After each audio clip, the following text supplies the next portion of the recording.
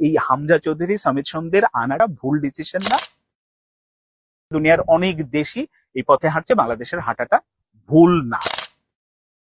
BD আর্কাইভের পক্ষ থেকে আপনাদের সবাইকে স্বাগত জানাচ্ছি। আমি আবু সাদাত। বাংলাদেশের ফুটবলে প্রতি সপ্তাহে ঘটে যাওয়া বা ঘটতে থাকা উল্লেখযোগ্য বিষয় নিয়ে প্রতি শুক্রবার রাত 9টায় আপনাদের সঙ্গে থাকবো। আশা করি পাশেই পাবো। এই মুহূর্তে বাংলাদেশের ফুটবলের আলোচিত যে বিষয়টি, সেটি হচ্ছে বংশোদ্ভূত ফুটবলার, আরো নির্দিষ্ট করে যদি বলি সেটি হচ্ছে সামিত সোম। রিসেন্ট আসলে ফিফার কাছ থেকে অনুমতি পেয়েছে বাংলাদেশের জার্সিতে খেলা। একই সঙ্গে এখন শোনা যাচ্ছে যে কিউবা মিচেলও হয়তো আমরা আগামী 10 জুন সিঙ্গাপুরের বিপক্ষে ম্যাচে পাবো কিনা। এর আগে হামজা চৌধুরী জাতীয় দলের অলরেডি অভিষেক হয়ে গেছে। আবার আগামী জুনে তো বড় ধরনের একটি ট্রায়াল আছে, বিশ্বের বিভিন্ন প্রান্ত থেকে প্লেয়াররা আসবেন। সেখানে 40 থেকে 50 জন হয়তো প্লেয়ার আসবেন। ওখান থেকেও যদি বেশ কিছু ভালো মানের প্লেয়ার পাওয়া যায়, সেটা বাংলাদেশের ফুটবলের জন্য অবশ্যই ইতিবাচক একটি দিক। কিন্তু এই যে যখন ইতিবাচক জোয়ার এইসব নিয়ে আমরা বলছি, তখন কিছু মানুষের মনে কিছু প্রশ্ন আবার উকি দিয়েছে। সেটা হচ্ছে বাংলাদেশ ফুটবল যে পথে হাঁটছে, এই যে বংশোদ্ভূত প্লেয়ারদের নিয়ে আসা, এতে আসলে স্থায়ী সমাধান কিনা, এটা দিয়ে আসলে বাংলাদেশের ফুটবল এগোতে পারবে কিনা, বা আসলেও এটা সঠিক সিদ্ধান্ত হচ্ছে কিনা, এরকম একটা প্রশ্ন। আবার অনেকে প্রশ্ন করছেন যে এই যে হামজা চৌধুরী বলেন, সামিত সোম বলেন বা কিউবা মিচেল বলেন, এরা হয়তো ওই দেশের জাতীয় দলগুলোতে চান্স পাচ্ছে না জন্যই বাংলাদেশের জন্য খেলার আগ্রহী হচ্ছে বা আসছে।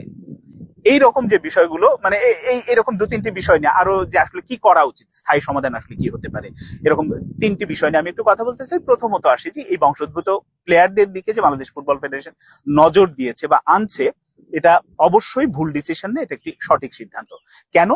বাংলাদেশের যদি আপনি গত 15-20 বছরের ফুটবলের দিকে তাকান, ঝিমিয়ে পড়েছিল শুধুমাত্র কর্মকর্তাদের পরিকল্পনাহীনতার কারণে। একেবারে নামতে নামতে অনেক তলানিতে চলে গিয়েছিল।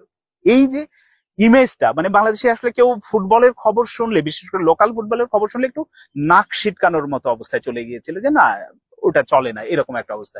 ওই খেলার খবর কে রাখে, ক্রিকেট কিংবা অন্য গেম গুলো নিয়ে, বা বাইরের ফুটবলের খবর যতটা রাখে লোকাল ফুটবলের খবর রাখে না, এই একটা অবস্থা তৈরি হয়েছিল। সেখান থেকে এই মানুষগুলোই কিন্তু আবার, যে মানুষগুলো এরকম নাক সিটকাতো বা পছন্দ করতো না, তারাই এখন আবার বাংলাদেশের ফুটবলের খবর রাখতে শুরু করেছে, রাখছে। এর অর্থ কি দাঁড়াচ্ছে? তার মানে এই যে হামজা চৌধুরীরা যখন দলের সাথে যুক্ত হচ্ছেন বা হলেন, তারপর থেকে কিন্তু পরিস্থিতি পাল্টাতে শুরু করলো। এবং এই যে পজিটিভ একটা ইমেজ তৈরি, এইটা খুব দরকার ছিল। এই ইমেজটা এখন তৈরি হয়েছে, এর উপর ভিত্তি করে অনেক কিছু করা যাবে। এখন জেনারেশনের একটা নতুন জেনারেশনই তৈরি হবে, যারা হামজাকে ফলো করতে চাইবে, যারা সামিত সোমকে ফলো করতে চাইবে, যারা কিউবা মিচেলকে ফলো করতে চাইবে। আমরা জামাল ভুঁইয়া, এর আগে যিনি জাতীয় দল অনেকদিন হলো খেলছেন, জামাল ভুঁইয়ারও একটা বড় জেনারেশন তাকে, মানে ইয়াং ছেলে মেয়েরা পছন্দ করে বা তাকে ফলো করে। তো এই যে তৈরি হয়েছে, এই জায়গাটা তৈরি হওয়া দরকার ছিল, যেটা আমাদের লোকাল বা আমাদের সাফল্য আসছিল না। এই যে এক ধরনের ইমেজ তৈরি হয়েছে, সাথে আমরা যদি সাউথ এশিয়ান লেভেলেও কোনো সাফল্য পাই আগামীতে, সাফ বা এই লেভেলে কোনো সাফল্য পাই, সেটা কিন্তু এই মাত্রাকে বাড়িয়ে দেবে। এই পজিটিভ ইমেজ বিল্ড আপের জন্য এটা দরকার ছিল। আর এটা আসলে স্থায়ী সমাধান কিনা, এটা স্থায়ী সমাধান না, এটা ঠিক আছে, কিন্তু দুনিয়ার সব দেশে কিন্তু এই পথে হাঁটছে। বিশ্ব চ্যাম্পিয়ন দলগুলো এই পথে হাঁটছে, বংশোদ্ভূত প্লেয়ারদের বিভিন্ন জায়গা থেকে আনছে, খেলাচ্ছে। এটা একটা এখন উপায়, এটা মানতেই হবে। যে আমি জন্মগ্রহণ হয়তো বাংলাদেশে করিনি, আমার বাবার কারণে আমি এখন অন্য দেশে থাকছি বা খেলছি, কিন্তু আমি যদি ভালো খেলি, আমি অবশ্যই দেশের জার্সিতে খেলতে পারবো। এবং এই যেটা বললাম যে দুনিয়ার অনেক দেশই এই পথে হাঁটছে, বাংলাদেশের হাঁটাটা ভুল না।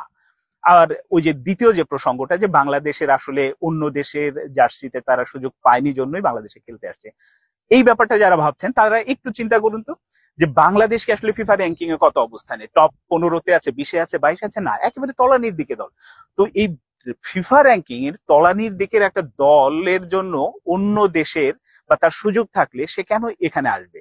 দেশপ্রেম বা যেটা বলি সেটা অবশ্যই আছে, কিন্তু ওই জায়গা বিবেচনা করতে হবে। হ্যাঁ, বাংলাদেশ যদি ফিফা র্যাঙ্কিং এ অনেক ওপরের দিকে থাকতো, এই হামজা চৌধুরী, সামিত সোমরা অবশ্যই আগে বাংলাদেশকে প্রায়োরিটি দিত। যে নিয়মিত বিশ্বকাপে খেলে, আমি কেন ওই দেশের প্রতিনিধিত্ব করবো, আমি লাল সবুজের প্রতিনিধিত্ব করবো, এটাই হতো। কিন্তু যেহেতু ওটা হয়নি বা বাংলাদেশ ওই লেভেলের না, এই কারণে তারা এই পর্যায়ে এসে যে স্যাক্রিফাইসটা করছে, সেটাও কিন্তু অনেক বড় স্যাক্রিফাইস।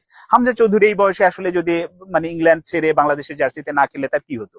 তিনি ক্লাব ফুটবল খেলছেন, যেভাবে আছেন, হয়তো 2-1 বছর খেলে অবসর নিতেন। সামিতেরও একই, কানাডাতে ভালো আছেন, পড়াশোনা করছেন, চাকরি করবেন, ফুটবল ক্যারিয়ার আছে, সবকিছু মিলে। কিন্তু এই যে স্যাক্রিফাইসটা করে তারা ওখানে যাচ্ছেন, এটাও তো এক ধরনের বড় স্যাক্রিফাইস। এই কারণে ওই নেগেটিভ সেন্সে আসলে দেখাটা উচিত না। এটাও একটা পজিটিভ দিক। আর আলটিমেট সলিউশনটা হচ্ছে বাংলাদেশের ফুটবল ফেডারেশনকে অবশ্যই গ্রাসরুট মাঠ, কোচেস এডুকেশন, এইগুলোর দিকে আলাদাভাবে নজর দিতে হবে, কাজ করতে হবে। মুখে না, মুখে আমরা গত 16 বছরে কাজী সালাউদ্দিনের অনেক প্রতিশ্রুতি, অনেক রকম কথাবার্তা শুনেছি, কিন্তু সেগুলো কাজে কখনো হয়নি। কিন্তু এই কাজটা করতে হবে। এইটা যদি করা যায়, আপনি বয়সভিত্তিক ফুটবল নিয়ে যদি এখন কাজ শুরু করেন, আপনি যদি ভালো মাঠ দেন, আমাদের মাঠের তীব্র অভাব বাংলাদেশের, বিভাগীয় পর্যায়ে ভালো মাঠ নেই, জেলা থানা তো বাদই দিলাম। তো এই মাঠগুলোর দিকে যদি নজর দেয়া হয়, ভালো কোচ যদি গড়ে তোলা হয় এবং তারা যদি কাজ করে সত্যিকার অর্থে, আমাদের বিকেএসপি গুলো আছে, বিকেএসপি গুলোকে যদি সরকারের সাথে একত্রে সেখানে যদি কোচ দিতে হয়, ভালো কোনো কিছু আরো লাগে, ফুটবল ফেডারেশন একসাথে এইগুলো যদি কাজ করে, যে খেলোয়াড় সিলেকশন থেকে শুরু করে অন্যান্য ব্যাপারগুলো একই সাথে কাজ করে, ওখান থেকে কিন্তু একেবারে পিওর যে একাডেমির ব্যাপারটা বিকেএসপি সেটা দিতে পারে। ওইগুলো থেকে যদি আসলে প্লেয়ার বের হতে থাকে, আর এই যে বংশোদ্ভূত প্লেয়ারদের কাছ থেকে আমরা যেটা পাবো, এই দুয়ে মিলে বাংলাদেশের ফুটবল এগিয়ে যেতে বাধ্য। এতে কোনো শঙ্কা বা সংশয়ের জায়গা নেই।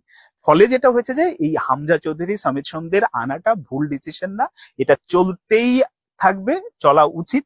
দুনিয়ার সব দেশই এটা করছে, অনেক দেশে যারা ফুটবল খেলবে, ফুটবল এগোতে চায়, তারা এটা করছে। ফলে আসলে এ নিয়ে সংশয় বা শঙ্কার কোনো জায়গা নেই, যেটা আসলে বুমেরাং হবে কিনা, শেষ পর্যন্ত এটা আসলে কোনো কাজে দেবে কিনা। কাজে অবশ্যই দেবে, দিচ্ছে, এবং এটা চালু রাখা উচিত। সঙ্গে ঘরোয়া ফুটবলের দিকে ওই যে বয়স ভিত্তিক দল থেকে শুরু করে অন্যান্য যে কার্যক্রমগুলো আছে, এইগুলো নিয়ে ফুটবল ফেডারেশন অনেক বেশি মনোযোগী হবে, এটাই সবার প্রত্যাশা। এবং সেটা করলে বাংলাদেশের ফুটবল অবশ্যই পরিবর্তন হবে, এতে কোনো সন্দেহ নেই।